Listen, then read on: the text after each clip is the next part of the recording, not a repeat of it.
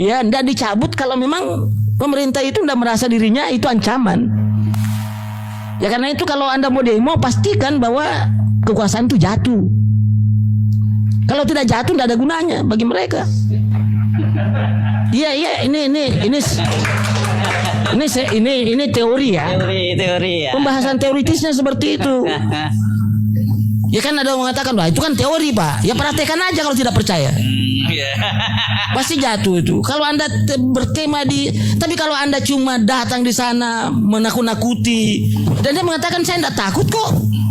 Liberalisme tadi, kancil-kancil yang cacat, yang sudah tua sakit-sakitan yang harus mati, kan Anda beban. Ya karena itu subsidi itu, bansos itu beban memang. Beban, karena itu dia harus cabut. Biar mati sekalian. Anda mati tidak apa-apa tuh. Ya memang begitu kok. Ini liberalisme ya. Liberalisme tadi yang masuk di dalam dunia politik namanya demokratisme. Lihat aja itu, seluruh keputusan-keputusan politik belum dilaksanakan sudah di-challenge oleh masyarakat. Sudah diuji di MK. Itu kan penolakan itu. Ya penolakan itu. Dan ini, nah bagaimana ini? Sudah masuk dalam dunia sosial, masuk dalam dunia politik, masuk lagi dalam dunia ekonomi. Inilah wujudnya namanya kapitalisme. Jadi individualisme, demokratisme, kapitalisme itu saudara kembar Pak. Di zaman dulu bentuknya kolonialisme dan imperialisme. Itulah yang memporak-porandakan negara-negara lama sebelum Indonesia ada. Dan siapa musuhnya tadi? Ya itu tadi yang mengaku bangsa Indonesia asli, kaum pribumi. Itulah musuhnya itu. Nah, salah satu wujud daripada kapitalisme tadi adalah oligarki. Karena itu Pak, memang teorinya agak beda ini, ya. Karena itu liberalisme lama itu memperlihatkan kapitalisme masih berhadapan dengan negara Pak, masih berhadapan dengan negara. Tapi kalau sudah neoliberalisme, liberalisme baru, kapitalisme sudah menjadikan negara itu sebagai alatnya Pak. Karena itu di Indonesia itu pasti tumbuh komunisme. Karena lawan tandingnya komunisme itu adalah kapitalisme. Nah ini menjelaskan di sini. Jadi kalau ada mengatakan tidak ada komunisme di Indonesia, bohong itu. Karena musuh abadinya itu kapitalisme adalah komunisme. Kapitalisme itu akumulasi dan sementara ini distribusi. Nah karena itu tadi rencana komunisme adalah mengambil negara dan mengubahnya negara komunis. Kalau tadi dia sudah mengambil negara menjadi alatnya tadi. Nah, karena itu ya komunisme dan kapitalisme tumbuh subur, dua-duanya ada.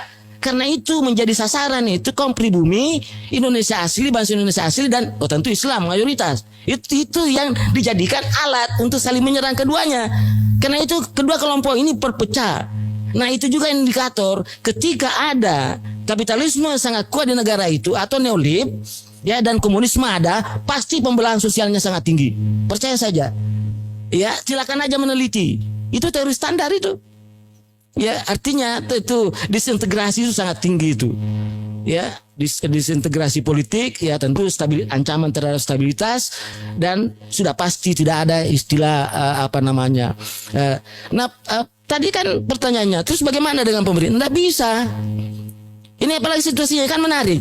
Ya kapitalisme ingin sistem kapitalisme ya, barat sistem ekonominya kan sistem ekonomi liberal ya kan, sementara komunisme ingin sistem komando ya kan, sementara rakyat ingin berusaha sendiri namanya sistem ekonomi kerakyatan. Ini ada tiga ini sistem ekonomi bertarung di Indonesia ya kan. Nah apa yang saya sarankan di sini, hentikan itu konglomerasi. Hentikan itu liberalisme, hentikan itu pasar bebas. Artinya kalau pasar bebas, bikin pasar itu tertutup. Karena itu jangan impor. Ya, boleh ekspor tetapi politik pangan sudah terpenuhi. Itu. Tapi kan tidak ada jaminan seperti itu. Ya, tidak ada jaminan seperti itu karena tadi saya katakan bahwa Indonesia sudah berada pada tahap neoliberalisme. Nah kalau negara sudah dikuasai neoliberalisme, kapitalisme dan oligarki tadi, maka seluruh aparat menjadi alat, gitu. Menjadi alat, DPR-nya menjadi alat, Mahkamah Konstitusi menjadi alat, militernya menjadi alat, polisinya menjadi alat, birokrasinya menjadi alat. Tapi itu dianggap absah karena ada dalam hukum. Itu problemnya Pak. Itu kan. Nah karena dia akan masuk, dia butuh karpet merah Pak. Dia butuh karpet merah, apa itu? Dia birokratisasi. Artinya mudahkan dia masuk. Kalau mudahkan masuk pasti persulit mereka ini. Kan di situ. Tapi begini, kampus itu kan sebenarnya harus juga mempelajari yang begini supaya dia tahu. Yang saya khawatirkan itu kalau dia sudah berada di liberalisme tapi dia tidak paham itu. Dia menganggap apa yang saya lakukan ini baik gitu kan. Dia tidak sadar itu. Ini kan tadi yang misalnya gini, kok kenapa ada istilah subsidi itu? Kan ini istilah ini dungu ya. Kalau pakai logika itu. Dalam teori welfare state, negara kesejahteraan, lah memang tugasnya negara seperti itu.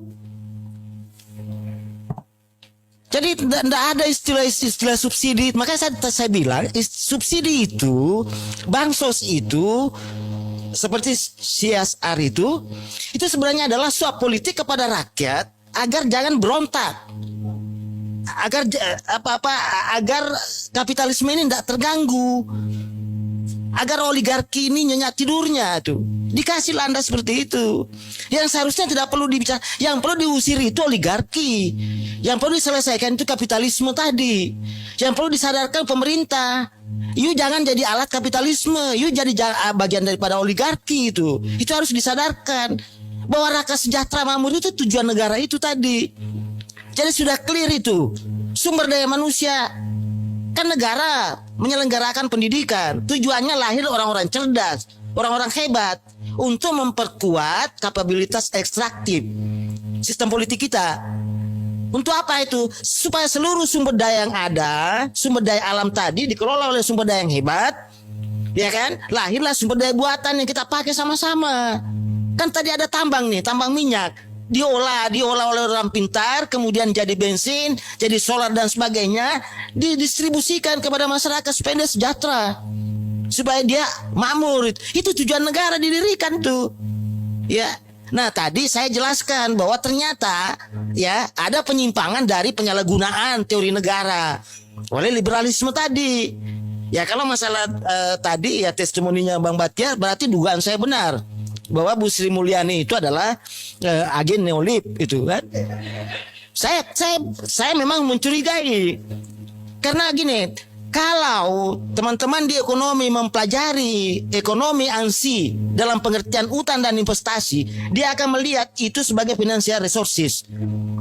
Tapi kalau saya di ilmu politik mempelajari ekonomi politik, utang dan investasi itu ancaman, bahaya itu. Itu masuk neokolonialisme, imperialisme di situ. Ya. Apa dalilnya tadi? Banyak teori pembagian dua dunia menjelaskan ada itu. Teori pembangunan. Kalau semua pembangunan itu bertujuan baik itu, tidak ada itu teori underdevelopment itu. Tidak ada itu teori ketergantungan.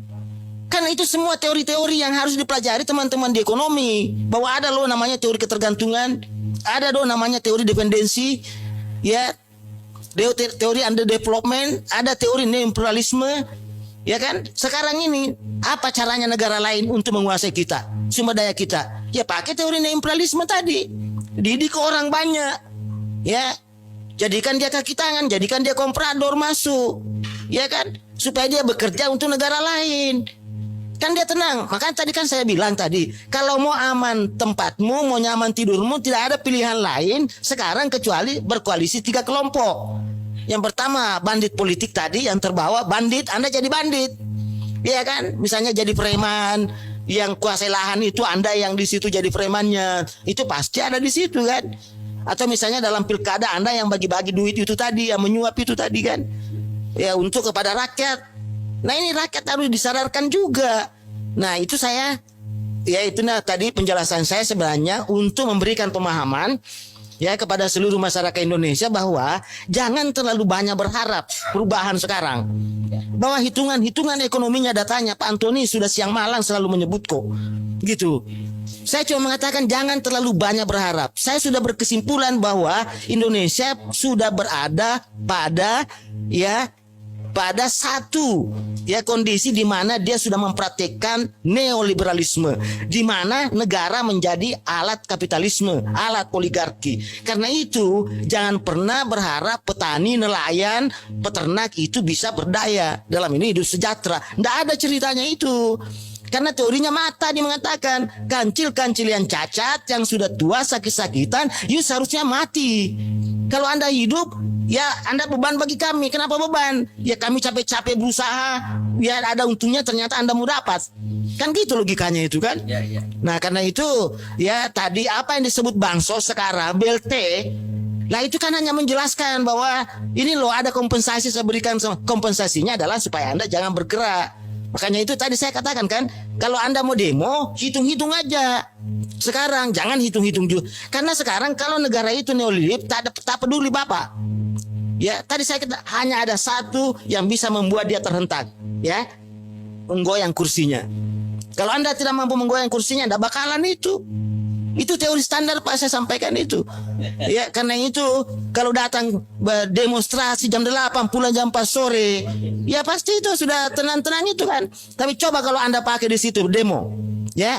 Anda berdemo di situ, ya gantian di situ, bawa peralatan. Ya kan, semakin ditembak ada yang mati, muncul lagi.